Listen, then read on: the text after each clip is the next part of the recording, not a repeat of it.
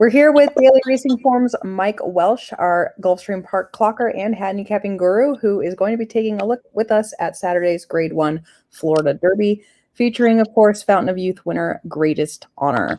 Mike, first let you tell us a little bit about Greatest Honor, and then we'll go over some of the other big names in the race, followed by a question and answer session. Well, I mean, Greatest Honor really has shown to be a horse that can win the Kentucky Derby, I think. As a matter of fact, I said to someone today, he might have a better chance with his running style and his breeding, a better chance of winning the Kentucky Derby than he does the Florida Derby, believe it or not. I mean, I know that sounds a bit odd, but I think he's going to be better at 1.25 miles than even at 1 1/8 miles. And he's supposed to be better at 1 1/8 miles, and he's been at 1 1/16 miles, and he's won 3 races here at 1 1/16 miles, which in and of itself, I mean, it might not sound like a lot, but with a horse with his running style over this racetrack, to win races here at 1 1/16 miles is really saying something because of the, I mean, it's a short stretch and a speed favoring track as it is. And they run 1 1/16 miles, the stretch gets even shorter because they use an auxiliary finish line. Kind of has to change what the riders do on this horse to try to have to move him a little bit quicker and have less room to work with once they get into the stretch. And he's still overcome all that to win all 3 of his starts here. His maiden win was terrific because he almost got knocked over and on the first turn, and he recovered from that.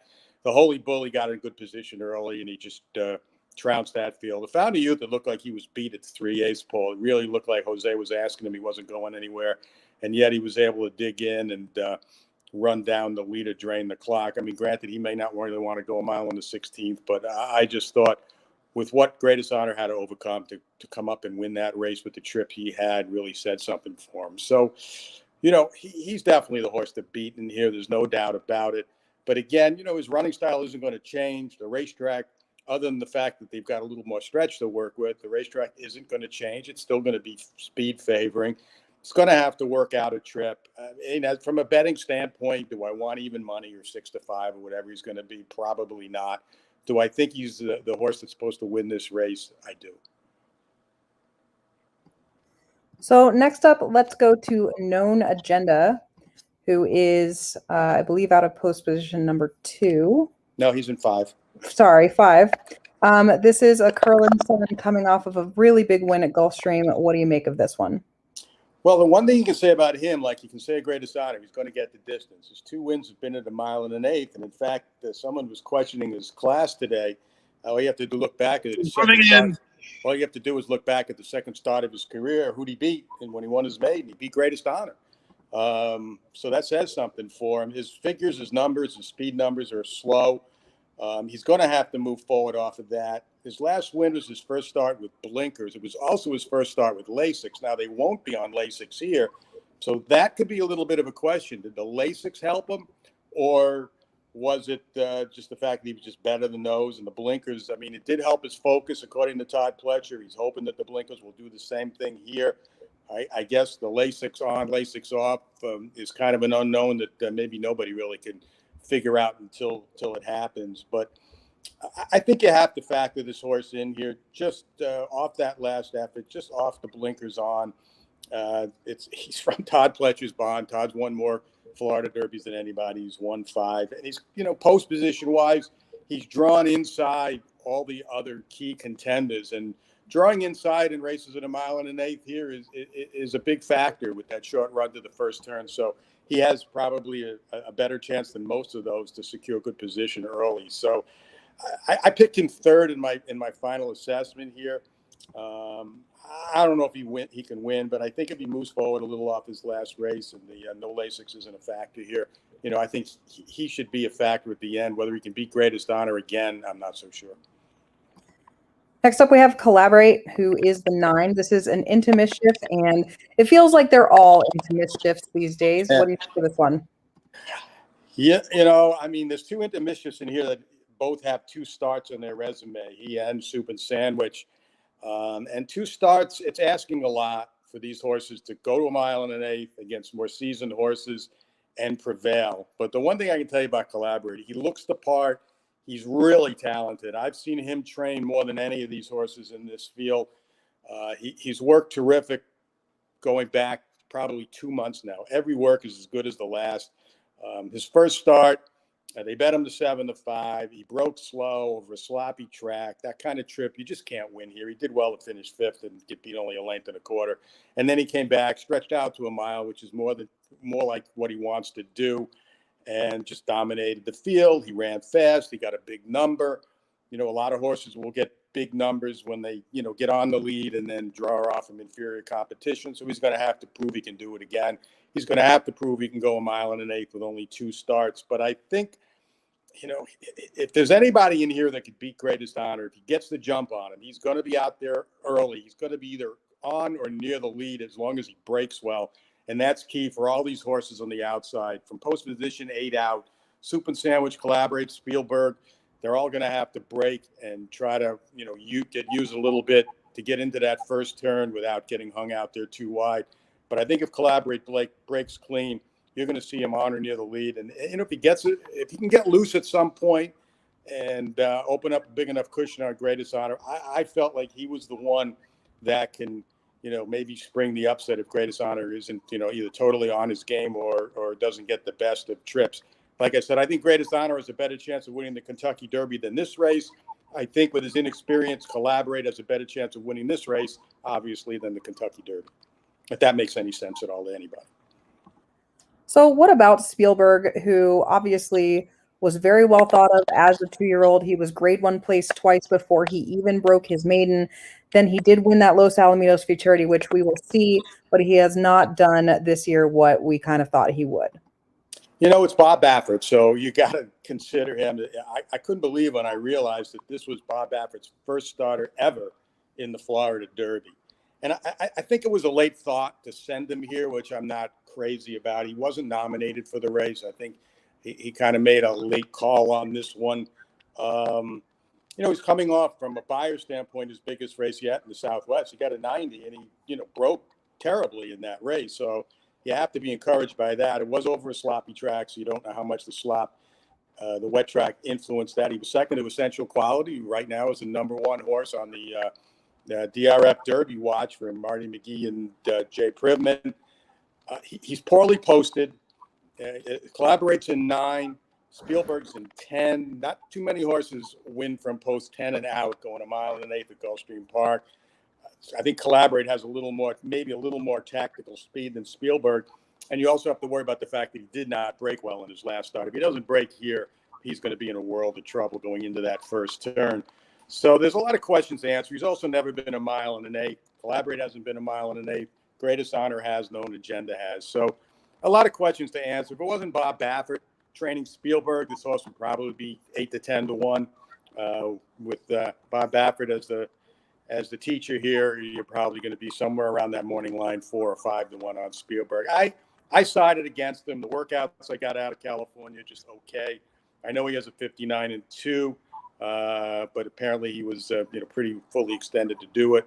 So I took a side against him, but you take sides against Bob Baffert, and these 3 are all perhaps very tenuously. So lastly, I wanted to look at Soup and Sandwich, which is 20 to 1 on the morning line, but I've heard from a lot of people that this unbeaten horse is their long shot of the day. I didn't pick him, but I think 20 to 1 is a little bit out of line for him. I think he'll be closer to 10. He got a big number in his first race. I mean, he beat up on a weak field and got that 89 buyer. He came back at Tampa. Again, he was 1 to 5. So that tells you right there, what the competition was about. I mean, he won. He did what he had to do. The number came back slow, 79. Not to be unexpected that he was going to regress off that big number first time out, going 2 turns especially. So, with a horse like this, it's hard to tell how talented he is, just like Collaborate. And again, just like Collaborate, though, only 2 starts, it's asking a lot of him, too. I think he's going to be an early factor. There's no doubt about that. Question mark, though, can he get the mile and an eighth? And can he get it against this kind of competition? I'm siding against, but you got to respect him anyway off those first 2 races. Just going to let this replay wind up, and then we'll go to a Q&A session. Please submit your questions on Twitter, Facebook, and YouTube.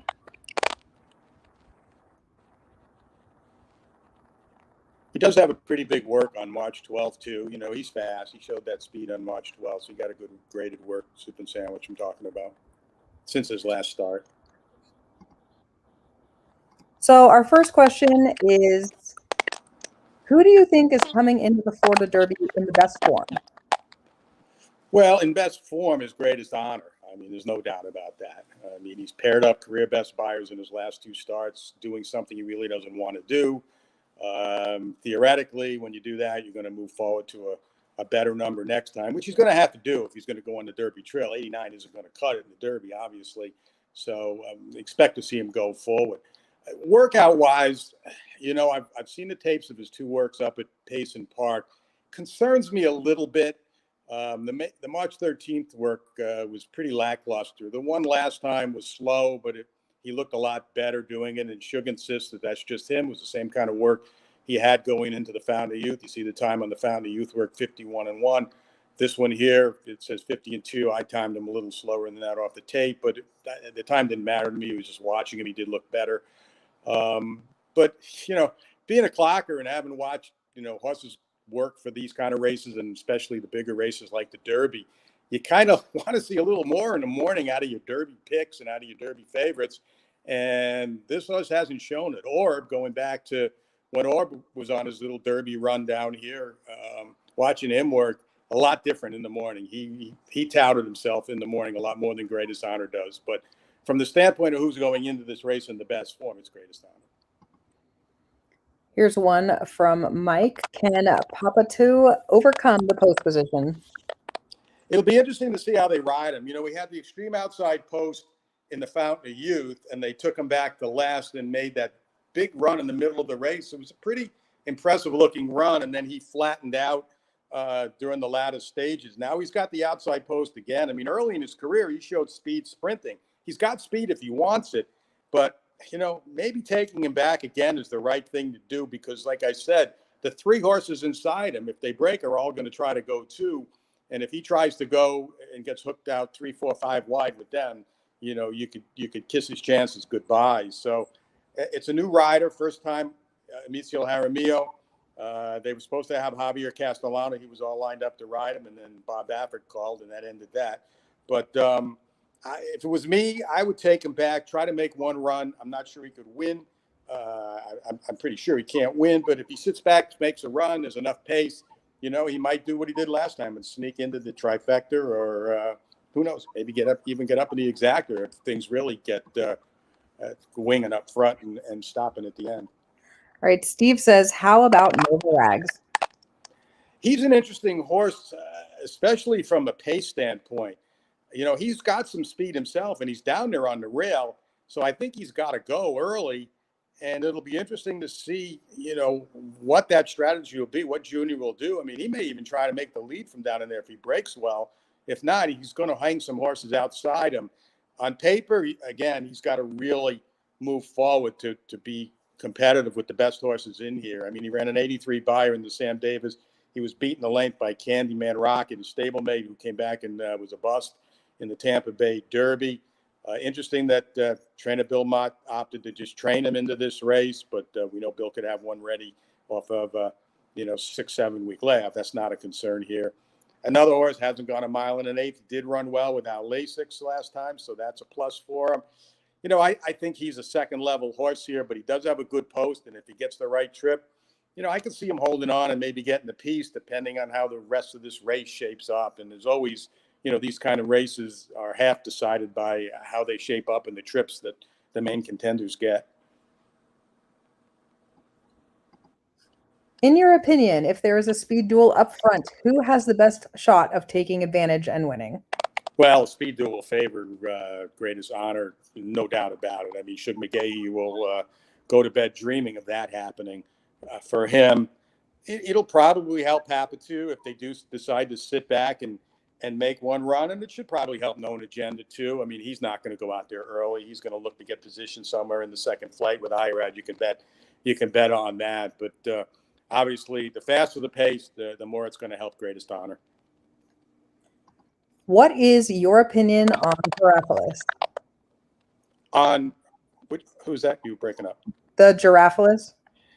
He's certainly going to have to show a lot more. I mean, his buyers are going in the right direction, and he ran a little bit better after a bad start. That's his problem. He's had trouble at the break in all three previous starts, and you just can't do that in races like this. He might have some late kick coming on here if he sits back and tries to make one run. He passed a bunch of horses in the Fountain of Youth doing that. Again, he looks hopelessly outclassed and outbuyered and everything else in here. But if he breaks clean and sits back and makes a run, maybe he can get a small minor share. But I would have to say if he won, I would be totally shocked. Now we move on to the undercard with the Rainbow Six. A lot of people are interested in it. This person says, what horse are you looking to bet on the undercard? What? I'm sorry, you're breaking up on me here. Which horse are you looking to bet on the undercard? The early races are tough. There's an allowance race to start it and a mile on the turf that I thought was very wide open. Leg 2 is the Pan American, and it's a very paceless race. So I picked Cross Border. I mean, these are races you're going to have to spread in just because they're so wide open and the trip is going to be everything. I actually took Cross Border, and I hope Tyler Gaffleone's listening, or Mike Maker, because if I was them from the rail, I would just try to go right to the lead in here. I mean, he's had success in the past being up close in these kind of races. He's coming out of the Pegasus World Cup where he finished third behind Colonel Liam. So there's no doubt he's got the class to win here. I just hope that they get aggressive with him and keep him up close early. The Cutler Bay, very, very wide open. Again, I think you got to go several deep in here. Lucky Law was originally going to be entered in the Florida Derby. And at the last minute, they took him out and put him back here in the Cutler Bay. And I think this is what he wants to do. He wants the turf. His maiden win on the turf was pretty impressive. His workouts have been very impressive. Patrick Biancone has had a very un-Patrick Biancone-like meet. He's won for 42. So maybe this will snap him out of it. But this is another race I think you got to spread in. The race I think you can go short is the Gulfstream Park Oaks. I really like Crazy Beautiful. Ran second with some trouble off the layoff in the Devona Dale. She came back last week and worked head-to-head with Simply Ravishing, who's a Grade 1 winner who would have been about 2 to 5 if she went in here, a stablemate. I think she's definitely the one to beat in here. And the interesting horse is Cone Lima, going turf to dirt, back to the dirt. She's on the rail. She's got speed. I think Irad's going to try to steal it with her, but I don't think you have to go any deeper than those two. And then you get, of course, to another, one of these long-distance turf races, the Orchid, and Always Shopping is going to be a short price favorite. If you don't single her, then you got to go deep. But she's beaten these before. She's beaten them pretty handily. I think as long as she trips out, she should probably win again. But, these kind of 11 furlong races, I don't think you can ever back anything with total confidence. Can you explain the Gulfstream Park rail bias, pros and cons? Well, there's not always a rail bias. I mean, it just every day is a different day here. I think you can say there's a speed bias here on the main track. Just there's a shorter stretch, and the track tends to play toward horses, if not on the lead, pretty close. It's hard to, most of the time, generally speaking, it's hard to win from off the pace and coming from 3, 4, 5 wide in any of the dirt races here, even the sprints. But there are days when we have seen outside posts do well, and it's just the nature of racetracks. They do change from time to time. A lot of people around here thought it had to do with the tides. I'm not so sure about that theory, but I think we kind of had an outside favoring track here just a couple of days ago. But what happened on Wednesday and Thursday may have no bearing on what happened Saturday. The track's going to close at 9 in the morning. They're going to have plenty of time to work the track. The theory is on these kind of days, they make it as fast as they can. That's not always the case, but I always say to people, especially in the dirt races, to watch the early races very carefully to see if there's any kind of a bias one way or the other. I just wouldn't only look for a rail speed bias. I mean, sometimes these things happen. If the weather stays pretty steady, I think we'll have a pretty fair racetrack. And I think the weather's supposed to be good. Sometimes these track changes occur when the weather changes along the way. But I always say every day is a different day with the racetrack or potentially, and you need to watch, watch how the early races play out and to continue to watch it, because sometimes it could change as the day progresses. But those early races, those early dirt races, don't ignore them, even if you're not betting them. All right, we've got a couple more questions here. Collaborate gives me maximum security in the Florida Derby vibes. Thoughts? Well, maximum security had a little more experience coming in here, if I recall correctly, than Collaborate. One thing, Collaborate didn't run for a claiming price in his first race, so there's a difference there. They've always thought very highly of this horse, but he's sort of going to have the same kind of running style as Maximum Security, and I'd watch him carefully in the warm-up, see how he warms up, make sure he's on the muscle and full of himself like he's been in the morning for his workouts. But I think it's a little early to compare him with Maximum Security, but if he wins this race with 2 starts under his belt and heads to the Derby as a horse that has potential to be, on or near the lead throughout and to control the pace, and his future seems to be in front of him with only a 3rd start, it could work pro or con for him. Going to the Derby, you usually need a little more experience than this horse has. But if he were to run another big race and move forward again, buyer-wise, I guess you'd have to respect him going into the Derby, like a lot of people respected Maximum Security coming out of here a few years ago. All right, our last question is, Known Agenda's last race was a paid workout. Were the other horses that bad, or was he that good? It was just one of those things where, I think they wanted to make that race go. They let it go with a short field, and the way it worked out, he was far and away the best horse. I mean, he was great at stakes place. Nobody in there had any credentials, anything near to what he had shown. Sometimes things just work out that way. Look, he's a good horse. There's no doubt about it. You put a horse that's great at stake place and an A other than, a lot of times you're going to be one to 2. But it just worked out that there was really nobody in there that could run with him if he ran anything close to his best race. And that's what he did. But that being said, that race isn't going to be good enough to win here. He's going to have to improve leaps and bounds off of that effort. And, a lot of times you see horses run big races, win off by themselves against inferior competition. And when they try to, make that same kind of run at the quarter pole against better horses and they get repulsed, it just takes the heart out of them. So it remains to be seen if that's going to happen with Known Agenda here. I expect to see him move forward. I'm just not sure if he can move forward enough to compete with the best horses in here. But again, it's Todd Pletcher. We know he likes to go 1 1/8. He's well drawn. He's got IRAD OT. So there's a lot of positives on his side. Well, make sure to check out the Daily Racing Forms Clocker report that Mike puts together. It's available for Gulfstream Park this weekend and every day. And make sure also to watch Wager with DRF Bets. Mike, thank you very much for being here today, and hoping for a good Florida Derby. My pleasure. Good luck, everybody.